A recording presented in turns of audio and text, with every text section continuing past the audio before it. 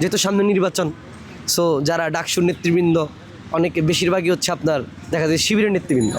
তো এখন যদি তাদের এলাকায় প্রচার প্রচারণার কাজে যদি তারা কোনো রকম সহযোগিতা করতে, ঠিক দুর্যোগ তো প্রাকৃতিক দুর্যোগ আসে, হট করে আসে এবং হুট করে আসে, বলা যায় না। এখন ঢাকা বিশ্ববিদ্যালয়ের যে হলগুলো রয়েছে, বিশেষ করে মহসিন হল, সূর্য সেন হল, রহমান হল, মুক্তিযোদ্ধা জিয়াউর রহমান হল, তো এই হলগুলোতে আসলে মোটামুটি বলা যায় যে অনেক আগের তৈরি। তো আগের তৈরি হওয়াতে একটা মানসিকভাবে একটা ধারণা থাকে যে এটা ঝুঁকিপূর্ণ। আর আমরা দেখেছি যে ভূমিকম্পের সময় পুরান ঢাকার যে একটা এরকম ঝুঁকিপূর্ণ বিল্ডিং হচ্ছে পড়ে গিয়ে একজন নিহত হয়েছে। তো অবশ্যই ঝুঁকিপূর্ণ, কিন্তু ভূমিকম্প ব্যাপারটাই হচ্ছে এরকম যে আপনি এটা ঢাকা শহরে যদি আপনি একটা পরীক্ষা নেন, দেখা যাবে যে আপনার 70% আপনার বিল্ডিংগুলোই হচ্ছে ঝুঁকিপূর্ণ। সো এখন হঠাৎ করে হুট করে বলা নেই কওয়া নেই, হুট করে এরকম একদিনের নোটিশে হল ছেড়ে দেওয়ার যে ব্যাপারটা, এই ব্যাপারটা আসলেই আমি ভালোভাবে দেখছি না। যদিও শিক্ষার্থীদের মাঝে একটা ট্রমা আছে, কারণ ভূমিকম্প কিন্তু এর আগে কখনোই বাংলাদেশে এরকম এত ভয়ঙ্করভাবে হয় নাই।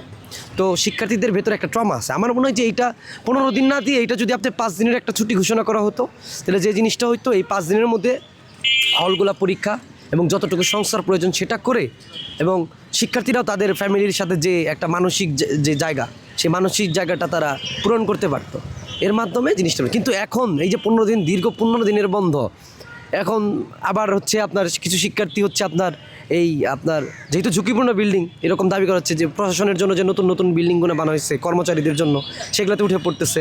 তো আসলেই সন্দেহের বাইরে দেখার কোনো কারণ নাই। আমার কাছে মনে হচ্ছে যে এই যে কর্মচারীদের বিল্ডিং এবং অফিসারদের বিল্ডিং দখল করার জন্যই মূলত শিক্ষার্থীদের এরকমভাবে তাদেরকে হলবন্ধ দিয়ে এই জায়গাগুলো থেকে ফিরিয়ে আনার যে একটা প্রচেষ্টা। আরেকটা ব্যাপার হচ্ছে শিক্ষার্থীরাই বলছে, এটা আমাদের কথা না, যে যেহেতু সামনে নির্বাচন, সো যারা ডাকসুর নেতৃবৃন্দ অনেকে বেশিরভাগই হচ্ছে আপনার দেখা যায় শিবিরের নেতৃবৃন্দ। তো এখন যদি তাদের এলাকায় প্রচার প্রচারণার কাজে যদি তারা কোনো রকম সহযোগিতা করতে পারে, দেখা গেল একটা স্টেজে আপনার ওই জায়গার যে প্রার্থী সে এতটা পরিচিত না, কিন্তু ডাকসুর ভিপি গেলে, জিএস গেলে এলাকার মানুষ ওই নামেই হচ্ছে একটা প্রচারণা হয়ে যাবে। সেই জন্য 15 দিনের বন্ধ সব দিক দিয়েই দেখা যায়, আসলে কোনো দিককেই ছাড় দেওয়ার মতো নাই। ধন্যবাদ। 15 দিনের বন্ধকে আপনি যৌক্তিক মনে করছেন না? না, কোনোভাবেই 15 দিনের বন্ধ যৌক্তিক হইতে পারে না, কারণ সামনে আপনার বিশেষ পরীক্ষা এবং স্টুডেন্টদের নানা রকম পরীক্ষা। সো আমি কোনোভাবেই 15 দিনের বন্ধকে আমি যৌক্তিক মনে করি না। আমি মনে করি যে যেহেতু এত বড় একটা ভূমিকম্প হয়ে গেছে, আমাদের সবার মাঝে এই ট্রমা কাজ করতেছে যারা হলে ছিল, সো এটা 1 সপ্তাহ বন্ধ হইতে পারতো।